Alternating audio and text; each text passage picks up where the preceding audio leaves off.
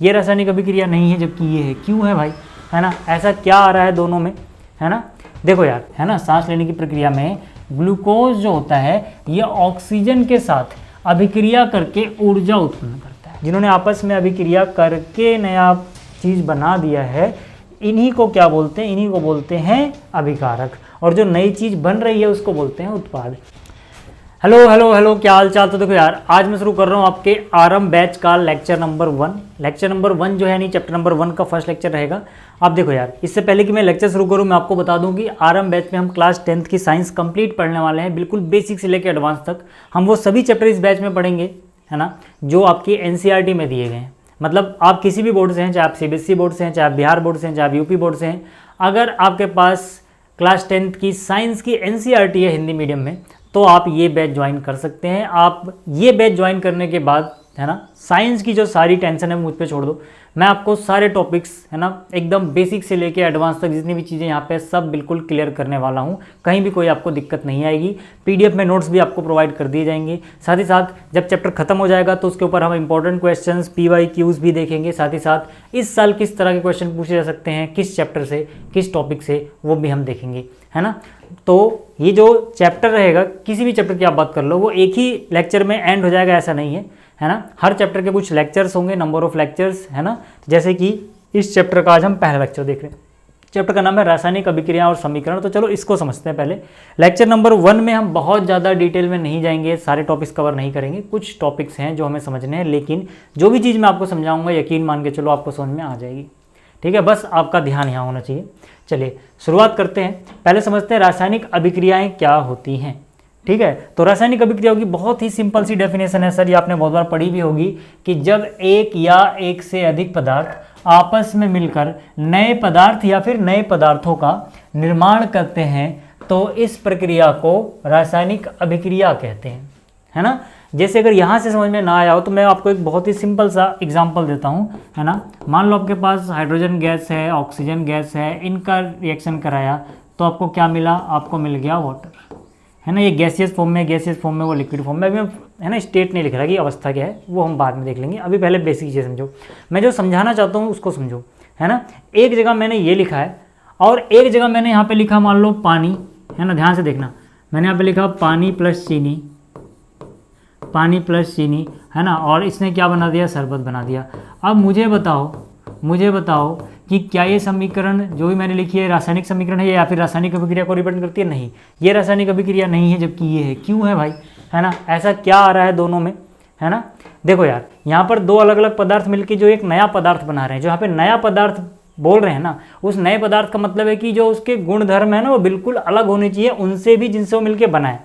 मतलब कि देखो, हाइड्रोजन प्लस ऑक्सीजन वाटर बना है, पानी बना है, लेकिन पानी पी के क्या आप बता पाते हो कि इसमें ऑक्सीजन होगी, हाइड्रोजन होगी? आप सांस लेते हो, है ना, ऑक्सीजन आपकी बॉडी में जाती है ना। आपके आसपास हाइड्रोजन भी होगी, भले आप देख नहीं सकते, है ना। लेकिन पानी पी के कहीं से भी आपको आज तक लगा, जब तक आपने साइंस नहीं पढ़ी थी, कहीं से भी आपको लगा कि यार ये तो ऑक्सीजन और हाइड्रोजन से मिलकर बना होगा, ये जो पानी है दो गैसों से मिलकर बना है? कहीं से आपको लगता है? नहीं लगता ना।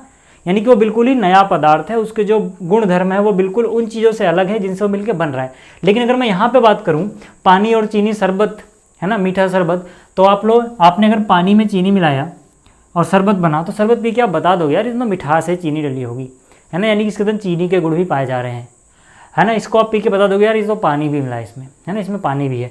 तो मतलब क्या है कि ये कोई नया वैसा पदार्थ नहीं बन रहा जिसके गुणधर्म बिल्कुल ही अलग हो जाएं। तो वो रासायनिक अभिक्रिया नहीं थी, लेकिन ये रासायनिक अभिक्रिया है। तो रासायनिक अभिक्रिया में, है ना, कुछ पदार्थ मिलके एक नया पदार्थ बना देते हैं या फिर एक ही पदार्थ टूट के अलग अलग पदार्थों में बट जाता है। लेकिन जो भी अलग अलग पदार्थ बन रहे हैं ना, उनके भौतिक गुणधर्म उनसे अलग होते हैं जिनसे मिलके वो बने हैं। जैसे ये जो H2O है ये ऑक्सीजन और हाइड्रोजन से ही मिलके बना है, लेकिन H2O के अंदर ना तो ऑक्सीजन की प्रॉपर्टी पाई जाएगी ना ही हाइड्रोजन की प्रॉपर्टी पाई जाएगी। ये कुछ अलग ही है भाई, ये कुछ अलग ही है ना। जैसे इसको आप ऐसे भी समझ सकते हो, हमें सांस लेने के लिए ही ऑक्सीजन चाहिए, तो भैया पानी तो ऑक्सीजन से ही बना है। लेकिन ऐसा नहीं है कि आप पानी में मुंह डाल लोगे तो आपको सांस आ जाएगी क्योंकि उसके अंदर ऑक्सीजन, ऐसा कुछ नहीं है। वो एक अलग ही चीज़ बन गया है। बात समझ में आ रही है? अब कुछ आपको समझ में आ रहा होगा कि केमिकल रिएक्शन क्या होती है। ठीक है, और भी उदाहरण आप देख सकते हो। जैसे यहाँ पे जिंक है और कॉपर सल्फेट है, तो यहाँ पे जिंक सल्फेट और कॉपर बन गया, है ना। तो यहाँ पर इन पदार्थों ने आपस में रिएक्शन करी, अभिक्रिया करी और नए पदार्थों का निर्माण कर दिया। ये जो नए पदार्थ हैं इनके भौतिक गुणधर्म, रासायनिक गुणधर्म बिल्कुल इनसे, है ना, बहुत हद तक अलग ही हैं। ठीक है, ऐसे यहाँ पे आप देखोगे इन दोनों ने मिलके यहाँ पे ये निर्माण कर दिया। ये भी क्या, एक रासायनिक अभिक्रिया है। अब रासायनिक समीकरण जो होता है ना, वो क्या होता है, रासायनिक अभिक्रिया को इस तरह से लिखने को हम रासायनिक समीकरण बोलते हैं, है ना। अब रासायनिक समीकरण के बारे में हम आएंगे डिटेल में, और इनकी अवस्था क्या होती है वो भी लिखना होता है, जैसे गैसियस फॉर्म में है, ये गैसियस फॉर्म में, बट वो सब चीज़ें हम बाद में सीखेंगे, है ना। यहाँ पे तीर का क्या मतलब है वो भी हम बाद में सीखेंगे, अभी मतलब थोड़ी देर में आने वाला, टेंशन मत लो।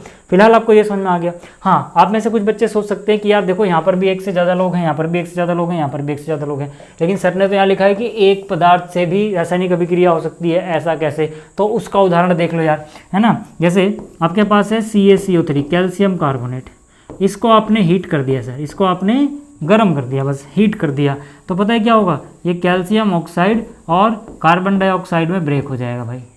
इसका मतलब है कि एक पदार्थ भी टूटकर अलग अलग पदार्थों को बना सकता है, यानी एक पदार्थ के द्वारा भी रासायनिक अभिक्रिया हो सकती है। अभी जब हम टाइप्स पढ़ेंगे तब वो क्लियर हो जाएगा कि कौन कौन से प्रकार हैं, उसके हिसाब से और अच्छे से क्लियर होगा, लेकिन वो आगे आने वाले लेक्चर्स में पढ़ेंगे, है ना। फिलहाल आपको ये समझ में आया कि रासायनिक अभिक्रिया क्या होती है। फिर से मैं रिपीट कर रहा हूँ, जब एक या एक से अधिक पदार्थ आपस में मिलकर नए पदार्थ या फिर नए पदार्थों का निर्माण करते हैं तो इस प्रक्रिया को रासायनिक अभिक्रिया कहते हैं। बात समझ में आ गई। अब आता है कि दैनिक जीवन में रासायनिक अभिक्रियाएं, है ना, इसके ऊपर क्वेश्चन भी पूछा गया है। ऐसे पूछ लेते हैं कि रासायनिक अभिक्रियाएं क्या होती हैं तथा अपने दैनिक जीवन से किन्हीं 3 रासायनिक अभिक्रियाओं के उदाहरण दे दो, ऐसे आ जाता है ना। तो दैनिक जीवन में अगर आप देखोगे ना अपने आसपास, तो आपको बहुत सी केमिकल रिएक्शंस नज़र आ जाएंगी, जैसे सर श्वसन, है ना, सांस लेना। अब यहाँ सांस लेने का मतलब क्या है, पूरी प्रक्रिया आपने, है ना, सांस हवा अंदर खींची, ठीक है, फेफड़ों में गई, फेफड़ों से ऑक्सीजन जो है वो ब्लड में गई, ब्लड से वो हार्ट में गई, हार्ट ने पंप किया, पूरी बॉडी में गई, फिर उस ऑक्सीजन ने क्या किया होगा आपकी बॉडी में, है ना, और उसके बाद फिर वो ऑक्सीजन किस तरह से कार्बन डाइऑक्साइड में चेंज होगी, फिर बाहर निकलेगी, वो सब सारी प्रक्रिया को हम बोल रहे हैं। ठीक है, तो जो श्वसन होता है ना, वो भी क्या है, वो भी एक केमिकल रिएक्शन है। क्यों है सर, क्योंकि सांस लेने की प्रक्रिया में, है ना, सांस लेने की प्रक्रिया में ग्लूकोज जो होता है ये ऑक्सीजन के साथ अभिक्रिया करके ऊर्जा उत्पन्न करता है ना। किस तरह से सर, किस तरह से, इसको आप ऐसे देख पाओगे, यहाँ पे देखो, है ना, इसको आप ऐसे देख पाओगे कि जैसे ग्लूकोज की बात करूँ तो ये होता है C6H12O6, ये क्या है, ये ग्लूकोज है सर, है ना, ये क्या है, ये ग्लूकोज है। ठीक, अब ठीक है, अब आपने सांस ली, उसमें ऑक्सीजन थी, ठीक है, तो ग्लूकोज जब ऑक्सीजन से रिएक्ट करेगा तो क्या क्या बनेगा, कार्बन डाइऑक्साइड बनेगा प्लस वाटर बनेगा प्लस में ऊर्जा बनेगी। यही ऊर्जा आपके शरीर को चलाती है, जो आपकी बॉडी में ऊर्जा आ रही है वो यहीं से आ रही है। ठीक है, तो आप देखोगे यहाँ पर क्या हो रही है, केमिकल रिएक्शन यानी रासायनिक अभिक्रिया हो रही है। तो श्वसन एक रासायनिक अभिक्रिया है। इस तरह से जंग लगना यानी कि रस्टिंग, ये भी क्या है, ये भी एक रासायनिक अभिक्रिया है। ठीक है, क्योंकि जो लाल भूरे रंग का एक परत चढ़ जाती है जब जंग आप देखते हो लोहे के ऊपर, वो लोहा नहीं होता, आयरन नहीं होता, बल्कि आयरन का एक कंपाउंड होता है जिसकी प्रॉपर्टी आयरन से बिल्कुल अलग होती है। ठीक है, तो वो भी क्या है, वो भी एक रासायनिक अभिक्रिया का उदाहरण है ना। अभी हम आगे आने वाले चैप्टर्स में पढ़ेंगे भी ये सारी चीज़ें। ठीक है, क्योंकि देखो रस्टिंग में होता क्या है असलियत में, है ना, जंग की अगर मैं बात करूँ, है ना, तो जंग में असलियत में होता क्या है, Fe यानी आयरन लोहा, ठीक है, किसके साथ रिएक्ट करता है, ऑक्सीजन और नमी के साथ, ऑक्सीजन और वाटर यानी कि पानी के साथ, है ना। जंग लगने के लिए दोनों ही जरूरी है, पानी भी होना चाहिए, हवा भी होनी चाहिए। ठीक है, हवा से ऑक्सीजन और पानी से नमी लेता है। तो Fe + O2H2O अगर होगा तो क्या बनेगा सर, Fe2O3 इंटू में H2O।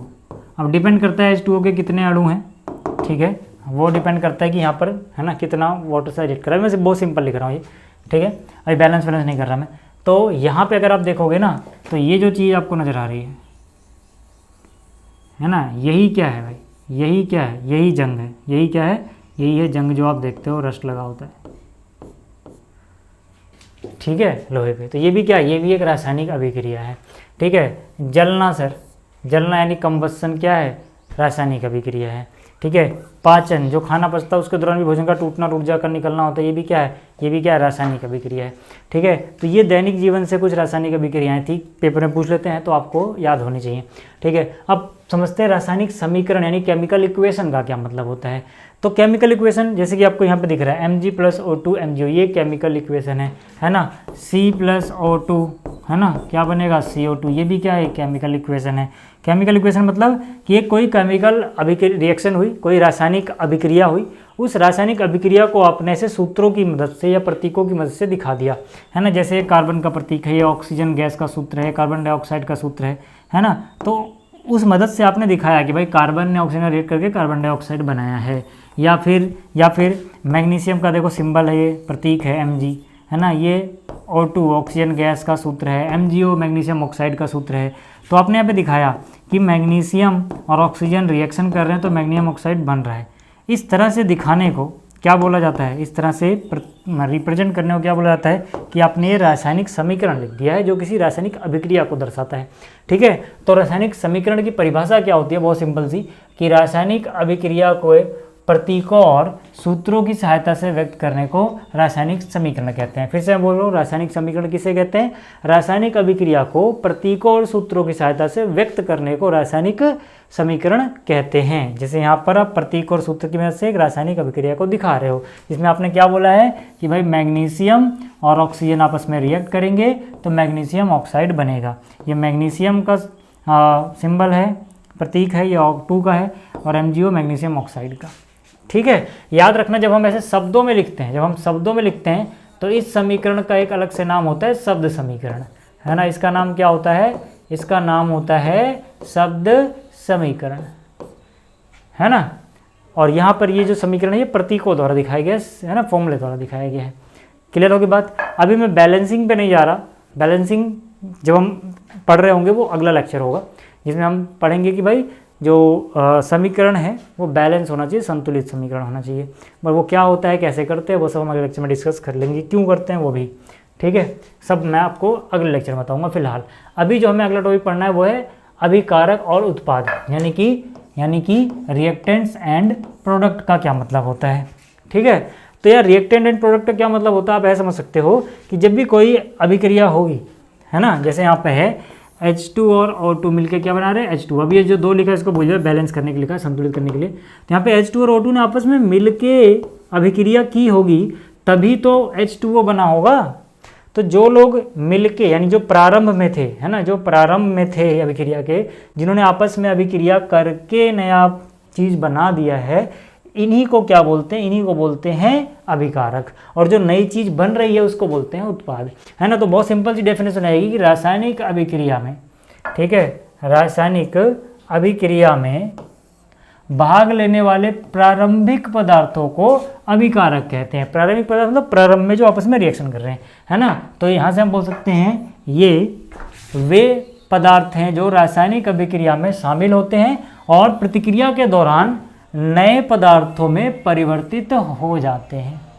ठीक है, जैसे यहाँ पे H2 + O2 H2O बन रहा है, तो प्रारंभिक पदार्थ कौन हो गए, H2 और O2, यानी इस प्रक्रिया में, इस अभिक्रिया में H2 यानी कि हाइड्रोजन गैस और O2 यानी ऑक्सीजन गैस अभिकारक हैं, है ना। ये बात समझ में आ गई, इतनी बात समझ में आ गई। आगे अगर मैं बात करूँ उत्पाद की, तो मैंने आपको क्या बताया, जो नया पदार्थ बन रहा है ना, रिजल्ट स्वरूप, परिणाम स्वरूप जो ये बन रहा है, इसको हम बोलते हैं उत्पाद, है ना। तो उत्पाद यानी प्रोडक्ट क्या है, रासायनिक अभिक्रिया के परिणाम स्वरूप बनने वाले नए पदार्थ को हम क्या बोलते हैं, प्रोडक्ट यानी कि उत्पाद कहते हैं। ये वे पदार्थ होते हैं जो अभिकारकों की रासायनिक अभिक्रिया के परिणाम स्वरूप उत्पन्न होते हैं। मतलब अभिकारकों ने आपस में रिएक्शन करी और इनके रिएक्शन के परिणाम के तौर पे ये जो चीज़ पैदा हुई या बनी है, इसी को बोलते हैं उत्पाद। यानी कि इस अभिक्रिया में जो जल है यानी कि H2O है, ये क्या है, ये उत्पाद है। क्लियर हो गई बात, यहाँ तक बात क्लियर हो गई।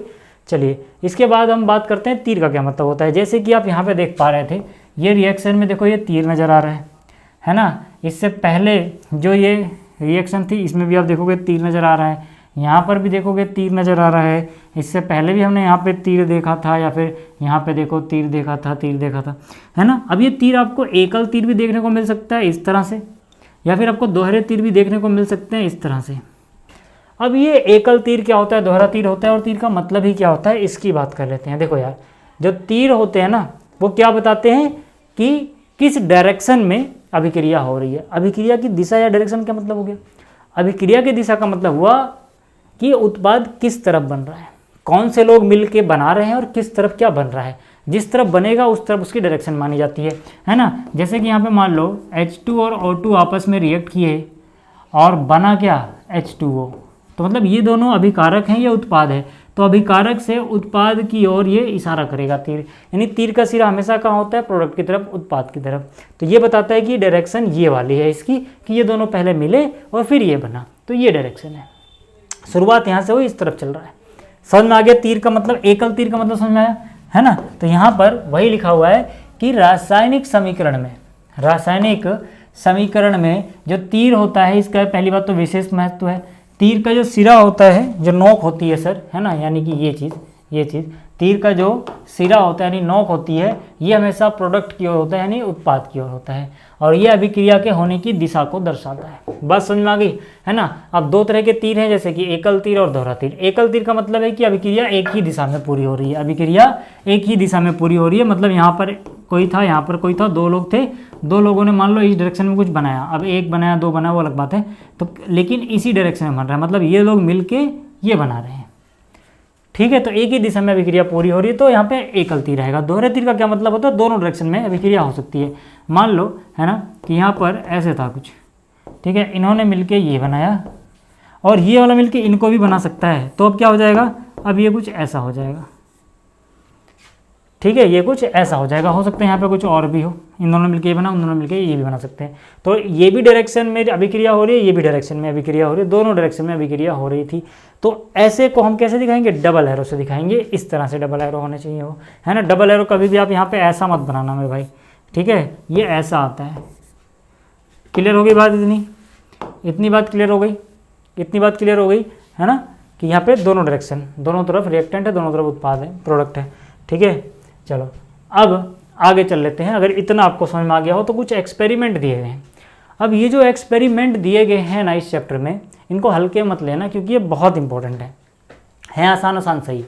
हल्के में ना लेने का मतलब है इग्नोर मत करना, इनको एक बार अच्छे से देख लेना कि इनके ऊपर किस तरह के क्वेश्चन पूछे जाते हैं। मैं आपको दिखा देता हूँ कि क्या एक्सपेरिमेंट है, क्या निष्कर्ष निकलता है, क्या ऑब्जर्वेशंस रहती है हमारी, क्या प्रोसीजर है, और फिर हम इससे ऑब्जर्वेशन क्या लेते हैं, निष्कर्ष क्या निकलते हैं, है ना। तो यहाँ पे आपको क्या करना है, आपको एक सेटअप बनाना है ना। सेटअप में आपको एक बर्नर चाहिए ताकि आप यहाँ पे आग लगा पाओ, एक चिमटा चाहिए जिससे आप मैग्नीशियम रिबन को पकड़ पाओ, और जाहिर सी बात है मैग्नीशियम रिबन को पकड़ना है तो मैग्नीशियम रिबन भी चाहिए होगा, है ना। आपको क्या करना है, पहले मैग्नीशियम रिबन को रगड़ के साफ कर लेना है ना। जो मैग्नीशियम रिबन है जब वो खुली हवा में से छूट जाता है ना, तो उसके ऊपर मैग्नीशियम ऑक्साइड की या मैग्नीशियम कार्बोनेट की परत जम जाती है। जब हम जलाने जाते हैं ना, किसी को भी चीज़ को जलाना साइंस के हिसाब से मतलब है उसका ऑक्सीजन से रिएक्ट करना जरूरी है ना, नहीं तो जलेगा ही नहीं, ऑक्सीजन वहाँ पे होनी चाहिए। तो अब क्या होगा कि जब इसके ऊपर मैग्नीशियम ऑक्साइड की परत जमी हुई होगी ना, तो वो परत इसको आसानी से जलने नहीं देगी, है ना। इसीलिए पहले इसको रेगमाल की सहायता से या सैंड पेपर की सहायता से साफ़ करना होता है ना। जब आपने इसको साफ़ कर लिया रेगमाल की सहायता से, है ना, रेगमाल की सहायता से इसको रगड़ कर अच्छे से साफ़ कर लिया, फिर इसको चिमटे की मदद से पकड़कर रैंप से इसको दहन करना है, इसको जलाना है, और जलने के बाद जो राख आएगी वो एक है ना कटोरी में या वॉश ग्लास में इकट्ठा कर लेना है, ठीक है। अब आप देखोगे कि यहाँ पर ये जो जलता है ना थोड़ा तेज़ी के साथ जलता है ना, तो इसीलिए आपको आंखों पे चश्मा पहनना है ब्लैक कलर वाला, और आंखें से दूर रखना है जितना हो सके, दूर से, है ना, अपने चेहरे को इससे दूर रख के एक्सपेरिमेंट करना है। तो आपने क्या देखा कि जब मैग्नीशियम रिबन को जलाया गया तो आराम से जल गया, और इसकी राख व्हाइट कलर की सफ़ेद सफ़ेद राख यहाँ पे गिर गई। ये राख क्या है मालूम, मैग्नीशियम ऑक्साइड। ये क्या है, मैग्नीशियम ऑक्साइड। और ये मैग्नीशियम जो था वो आसानी से हवा में जल जाता है। अगर मैंने ये जो कहानी सुना इसकी केमिकल रिएक्शन आपको लिख के बताऊं, तो आपने क्या लिया था, मैग्नीशियम की एक पट्टी ली थी, है ना, था तो मैग्नीशियम ही नहीं Mg जो कि धातु है ना। आपने उसको जलाया। जलाने का मतलब जब भी आप केमिकल रिएक्शन में लिख के दिखाओगे तो यहाँ पे कागज़ में आग नहीं लगा देना कि भाई जिस पेपर पे लिख रहे हो इसमें आग लगा दोगे, मैग्नीशियम लिख के नहीं। जलाने का मतलब है आपने ऑक्सीजन के साथ रिएक्शन कराया है उसका। जब भी जल रहा है तो ऑक्सीजन के साथ ही रिएक्ट हो रहा है वो, ठीक है। तो Mg+O2 जो राख बनी है ना वो क्या है, वाइट कलर की, जो इसमें राख बनी है ना वो है मैग्नीशियम का ऑक्साइड MgO। समझ में आ गई इतनी बात, वो क्या चीज़ है, मैग्नीशियम का ऑक्साइड है, ठीक है। यानी कि जब मैग्नीशियम जलता है तो ये ऑक्सीजन के साथ अभिक्रिया कर मैग्नीशियम ऑक्साइड का निर्माण करता है। ये अभिक्रिया ठीक है, जो भी हुई है उसका समीकरण आपको याद होना चाहिए, Mg + O2 = MgO। समझ में आ गया, समझ में आ गया। तो Mg + O2 बराबर क्या, MgO। ठीक है, ये क्या है, मैग्नीशियम धातु है, ऑक्सीजन गैस थी, MgO यानी मैग्नीशियम ऑक्साइड यहाँ पे बना। क्लियर होगी बात इतनी, ठीक है। तो ये अभिक्रिया कैसी है, यह एक उत्सर्जन अभिक्रिया है, एक्सोथर्मिक अभिक्रिया है, ऊष्मा क्षेपी भी कह सकते हो आप, ठीक है, जिसमें ऊर्जा और प्रकाश ऊष्मा के रूप में निकलते हैं। ठीक है, इस प्रयोग से यह भी देखा जा सकता है कि मैग्नीशियम एक प्रतिक्रियाशील धातु है और ऑक्सीजन के साथ जल्दी से या आसानी से अभिक्रिया कर लेता है या जल्दी से आग पकड़ लेता है। यहाँ तक बात समझ में आ गई, यहाँ तक बात समझ में आ गई, ठीक है। ये एक एक्सोथर्मिक रिएक्शन है, ऊष्मा क्षेपी अभिक्रिया है, याद रखना है ना, उत्सर्जन भी कह देते हैं, है ना, ठीक है। और अगर अभी आप अभिक्रियाओं के प्रकार पढ़ोगे तो आप देखोगे संयोजन अभिक्रिया भी है, ठीक है, संयोजन अभिक्रिया, वियोजन अभिक्रिया, है ना, विस्थापन, द्विविस्थापन, ये सब अभी हम आने वाले लेक्चर से पढ़ने वाले हैं। फिलहाल आप थोड़ी देर रख लो, ये क्या है, संयोजन अभिक्रिया, जिसमें दो या दो से अधिक लोग मिलकर एक ही चीज़ बनाए तो इनको होता है संयोजन अभिक्रिया। तो ये एक संयोजन अभिक्रिया का भी उदाहरण है। ऐसे ही पूछ लेते हैं कि जो मैग्नीशियम रिबन वाला एक्सपेरिमेंट था उसमें जो अभिक्रिया हो रही थी वो किस अभिक्रिया का उदाहरण है, तो संयोजन अभिक्रिया का उदाहरण है। अब ये जलता है तो इसमें से गर्मी और, है ना, गर्मी ऊर्जा निकलती है ना, तो यानी कि जिसमें से गर्मी या ऊर्जा निकल रही है उसको बोलते हैं एक्सोथर्मिक रिएक्शन, है ना, यानी कि ये एक्सोथर्मिक रिएक्शन भी है, यानी कि ऊष्मा क्षेपी अभिक्रिया भी है। समझ में आ गई बात, समझ में आ गई बात। आगे चलते हैं, ठीक है, आगे चलते हैं और इसके ऊपर एक बहुत ही इंपॉर्टेंट क्वेश्चन देखते हैं जो अक्सर पूछा ही जाता है। हो सकता है आपको कभी ना कभी ये देखने को मिलेगा क्लास 10th की जर्नी में, हो सकता है आपके किसी टेस्ट में आ जाए, फर्स्ट टर्म में आ जाए, फाइनल एग्जाम में आ जाए, मतलब कभी ना कभी तो आपको भैया ये क्वेश्चन को फेस करना पड़ेगा। बहुत आसान सा क्वेश्चन है। क्वेश्चन है कि जलाने से पहले, है ना, यहाँ पे क्या है, जलाने से पहले, जलने से नहीं, मैग्नीशियम रिबन को साफ क्यों करना चाहिए, रगड़ना क्यों चाहिए, है ना। तो इसका रीजन मैंने आपको बता दिया था कि भाई मैग्नीशियम क्या है, मैग्नीशियम एक प्रतिक्रियाशील धातु, आसानी से रिएक्ट कर सकती है। तो ये हवा में ऑक्सीजन के साथ मिलकर अपनी सतह पर मैग्नीशियम ऑक्साइड की एक परत बनाता है ना, और इसीलिए इसको जलाने से पहले ये जो सतह पर इसकी परत है इसको हटाया जाता है, क्योंकि अगर परत हटाएंगे नहीं तो आसानी से जलेगा नहीं, वो परत उसको ऑक्सीजन से रिएक्ट नहीं करने देगी, जलने नहीं देगी, है ना। अब जरूरी नहीं है सिर्फ मैग्नीशियम ऑक्साइड की परत जमे, मैग्नीशियम कार्बोनेट की भी जम जाती है, मतलब, है ना, लेकिन मेनली मैग्नीशियम ऑक्साइड की रहती है। तो आप मैग्नीशियम ऑक्साइड और मैग्नीशियम कार्बोनेट भी लिख सकते हो, ठीक है। अगला जो एक्सपेरिमेंट है यानी क्रियाकलाप 1.2 इसकी बात करते हैं, है ना, जो 1.2 है, क्रियाकलाप 1.2 इसकी बात करते हैं। ये भी इंपॉर्टेंट है, इस पर भी क्वेश्चन पूछा जाता है। किस तरह क्वेश्चन पूछा जाता है अभी मैं आपको बता दूंगा। यहाँ पर क्या है कि एक परख नली में आपको, है ना, लेड नाइट्रेट लेना है। क्या लेना है, लेड नाइट्रेट, लेड यानी कि सीसा, सीसा एक धातु है यहाँ पे, है ना। वो मत समझ लेना कि जो आप शीशे के गिलास में पानी पीते हो, है ना, या शीशे में अपनी शक्ल देखते, अरे वो शीशा नहीं है, नाम मिलता जुलता है ना, बट लेड यानी शीशा एक धातु का नाम है, ठीक है। तो लेड नाइट्रेट का घोल लेना है एक परख नली में। इसमें क्या करना है, इसमें पोटेशियम आयोडाइड का घोल मिला देना है और फिर देखना है कि आपने क्या देखा, आपने क्या परीक्षण किया, ठीक है। तो आप देखोगे कि जो लेड नाइट्रेट है इसका फॉर्मूला होता है PbNO3 ट्वाइस, है ना। लेड नाइट्रेट का फॉर्मूला क्या होता है, PbNO3 ट्वाइस, है ना। इसको आपने क्या किया, पोटेशियम आयोडाइड यानी Ki से रिएक्शन कराया, तो क्या बनेगा, PbI2 और KNO3 बनेगा। बहुत सारे बच्चे कन्फ्यूज होते हैं कहाँ बनाएगा, कहाँ 2 आएगा, तो कुछ कुछ याद करते चलना यार। Pb की संयोजकता कितनी, 2+, NO3 की कितनी होती है भाई, 1 नेगेटिव होती है, तो 2 प्लस को बैलेंस करने के लिए ये 2 माइनस भी तो चाहिए, इसीलिए ये 2, PbNO3 ट्वाइस, है ना। इनकी सेम ही होती है, K+I-, तो एक ही है। ऐसे यहाँ पे देखो Pb पे क्या था, 2+ था भाई, Pb पे 2+ है, एक I पे 1 नेगेटिव होता है, तो ये ऐसे 2 होने चाहिए ना। तो इस तरह से थोड़ा थोड़ा अपने दिमाग में बिठाते चलोगे ना तो पता लग जाएगा कहाँ पे 1 लगेगा, कहाँ पे 2 लगेगा, है ना। वो सारी चीज़ें इनको जरा देखते देखते चलना, है ना। NO3 पे 1 नेगेटिव होता है, K पे 1 पॉजिटिव होता है, इसलिए एक ही बार आया हुआ। जबकि यहाँ पर देखो NO3 पे 1 नेगेटिव था, इस पर 2 पॉजिटिव होते हैं, है ना। अब आप कहोगे ऐसे याद कैसे होगा, अलग से याद नहीं करो यार, जैसे जैसे आप पढ़ते जाओगे थोड़ा थोड़ा ऑब्जर्व करते जाओ, पूरे 1 साल में बहुत कुछ दिमाग में आ जाएगा, ठीक है। तो यहाँ पर देखो PbNO3 ट्वाइस Ki, है ना, PbI2 यानी लेड आयोडाइड बना और पोटेशियम नाइट्रेट बन गया। तो ये अभिक्रिया हुई यहाँ पे। ये अभिक्रिया अभी आप आगे जाके पढ़ोगे ना, ये एक द्विविस्थापन अभिक्रिया है। द्विविस्थापन का मतलब होता है इसका आयन उसके पास, उसका आयन इसके पास। जैसे देखो Pb के साथ NO3 है, वहाँ पे आप देखोगे तो NO3 K के पास चला गया, NO3 नेगेटिव यानी वो आयन जो था K के पास चला गया। और यहाँ पे देखोगे K के पास I था, तो I देखोगे अब Pb के पास आ जाएगा, इस तरफ Pb के पास I आ गया, यानी इसका उसके पास, उसका इसके पास, है ना। जब आयनों का लेन देन होता है तो उसको बोलते हैं द्विविस्थापन। अभी आगे आप पढ़ेंगे, टेंशन मत लेना अगर आपको समझ में ना आएगी द्विविस्थापन क्या है। मैंने उतना अच्छे से यहाँ पे एक्सप्लेन अभी नहीं किया उसको, क्योंकि हम आगे पढ़ने वाले हैं द्विविस्थापन क्या, तो उसमें घुसने का मतलब नहीं बनता। ठीक है, बस इतना याद रखना कि इसके ऊपर ये पूछा जाता है कि किस तरह की अभिक्रिया है, तो आपको याद रखना ये द्विविस्थापन अभिक्रिया है। तो यह क्रियाकलाप एक द्विविस्थापन अभिक्रिया को दर्शाता है, जहाँ द्विविस्थापन क्या होता है लिख भी दिया मैंने यहाँ पे, जहाँ दो यौगिकों के आयन आपस में स्थानांतरित होकर एक नया अवक्षेप और एक नया विलयन बनाते हैं। समझ में आ गई बात, समझ में आ गई बात। ठीक है, चलिए अगला है क्रियाकलाप 1.3।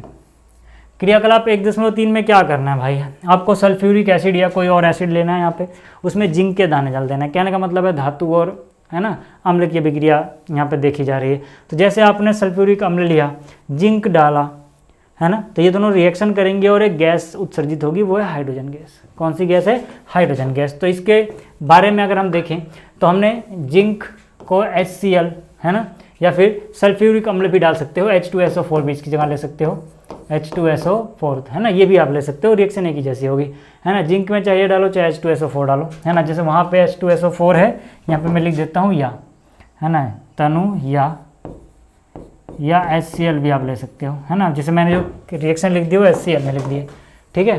तो यहाँ पर क्या है, जिंक HCl क्या बनेगा, ZnCl2 प्लस में H2, यानी एक गैस निकलेगी हाइड्रोजन गैस, है ना। तो जिंक क्या है, ठोस रूप में अभिकारक है, जाहिर सी बात है। HCl क्या है, ये भी जल में घुलनशील है और अभिकारक है यहाँ पे। ZnCl2 क्या उत्पाद है, H2 क्या है, उत्पाद है। ठीक है, तो यहाँ पे कौन सी गैस निकलती है इसके बारे में क्वेश्चन पूछा जाता है ना। धातु अम्ल के साथ रिएक्शन कर रही है यहाँ पे तनु अम्ल के साथ, तो कौन सी गैस ज़्यादातर निकलती है, हाइड्रोजन गैस निकलती है सर। कौन सी गैस निकलती है, हाइड्रोजन गैस निकलती है। ठीक है, और ये किस तरह का अभिक्रिया है, विस्थापन अभिक्रिया है। विस्थापन का मतलब क्या कि यहाँ पर देखो HCl अपने एक्वस सॉल्यूशन में था, जलीय विलयन में था, AQ मतलब जलीय विलयन है, ठीक है। S मतलब क्या, सॉलिड यानी ठोस है ये, है ना। जहाँ पे G नजर है समझ जाना गैस है, फिर से AQ आगे मतलब एक्वस यानी पानी में घुला हुआ है वो चीज़, ठीक है। तो ये सब समझ जाना इसका मतलब। अब यहाँ पे मेरे कहने का मतलब क्या है कि जिंक ने हाइड्रोजन को लात मारी और खुद HCl बना लिया, यानी Cl के साथ आ गया। देखो ZnCl2, है ना, हाइड्रोजन को लात मार दी, वो बेचारा अलग चला गया। तो यानी कि इसने क्या किया, उसको लात मार के भगा दिया, विस्थापित कर दिया। तो ये एक विस्थापन अभिक्रिया है, ठीक है।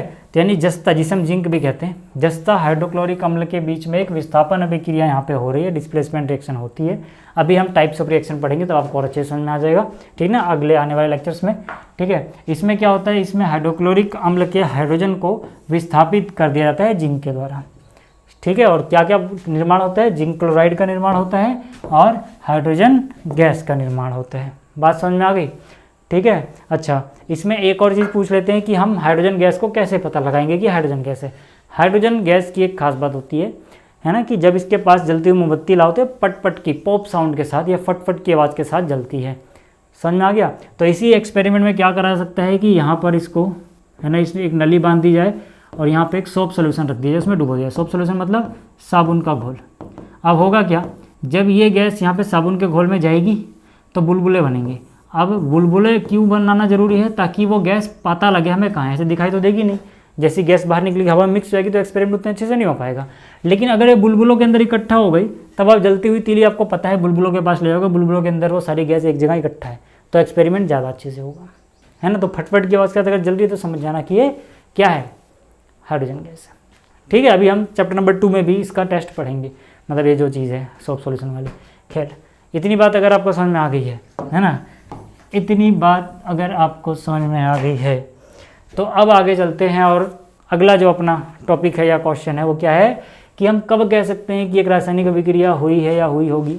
देखो, हमेशा पक्के तौर पे तो नहीं बोला सकता, है ना, लेकिन कुछ चीज़ें होती हैं कि ज़्यादातर चांसेस बन जाते हैं अगर ऐसा है तो केमिकल रिएक्शन हुई हो, लेकिन 100% हम नहीं कह सकते, ठीक है। जैसे रंग में परिवर्तन हुआ है, अगर आपने एक चीज़ डाली दूसरी चीज़ डाली, वहाँ पे कुछ बदलाव हो रहा है, कलर में चेंज आ जा रहा है, तो आप ज़्यादातर कह सकते हो कि केमिकल रिएक्शन हुई होगी। जैसे जब लोहे पे जंग लगता है तो उसका कलर बदल जाता है, रंग भूरा लाल हो जाता है ना। अगला क्या है कि जब उत्पाद का निर्माण हो, कोई नई चीज़ बन रही हो, नए पदार्थ बनेंगे तो पक्की बात है, जिनके भौतिक गुण अलग हो तो 100% हुई ही है। अगर भौतिक गुण अलग हैं, केमिकल प्रॉपर्टीज अलग हैं, तो यानी नए पदार्थों का अगर निर्माण हो रहा है तो हम ये कह सकते हैं कि, है ना, हम ये कह सकते हैं कि हाँ, यहाँ तो हुआ होगा। कुछ चीज़ों को आपने रिएक्ट कराया और वहाँ पे गैस का उत्सर्जन हो रहा है, तो भी हम कह सकते हैं ज़्यादातर गैस का, है ना, तापमान में कुछ चेंज हो जाए, आपने एक चीज़ डाली दूसरी चीज़ डाली, उनका टेम्परेचर अलग था और बन गया बिल्कुल अलग टेम्परेचर, गर्म हो गया एकदम से ही, तो मतलब वो क्या वहाँ पर भी हुआ होगा। या गंध में परिवर्तन हो जाए, चेंज इन ऑर्डर हो जाए, तो हम कह सकते हैं कि शायद हुई होगी। समझ में आ गई बात, इतनी बात समझ में आ गई। तो ये था आपका लेक्चर 1, है ना। Thank you for watching lecture 1, मैंने लिखा भी है भैया, क्योंकि यार आप लोगों ने देखा इतनी मेहनत से, है ना। ठीक, तो यहाँ पर ये लेक्चर का एंड यहीं पे करते हैं। अगले लेक्चर में हम देखेंगे कि केमिकल रिएक्शन को हम बैलेंस कैसे करते हैं, संतुलित कैसे करते हैं, क्यों करते हैं, क्या होती हैं संतुलित रिएक्शन। बिल्कुल जितना भी आपका डर है ना, संतुलित रिएक्शन कैसे की जाएगी, बहुत सारे बच्चे इस पर डरते हैं, वो सब डर दूर हो जाएगा। बिल्कुल तरीके से बताऊंगा मैं आपको कि देखो ऐसे ऐसे करोगे तो आपसे गलती नहीं होगी और आसानी से हो भी जाएगा, है ना। एक लेक्चर का वेट करो, अगले लेक्चर में हम संतुलित करना सीख लेंगे, टेंशन मत लेना, ठीक है। और इसका PDF आपको मिल जाएगा, इस लेक्चर के साथ ही अटैच कर दूंगा मैं। तो इस लेक्चर को देखने के लिए धन्यवाद, ठीक है। चलिए मिलते हैं नेक्स्ट लेक्चर में।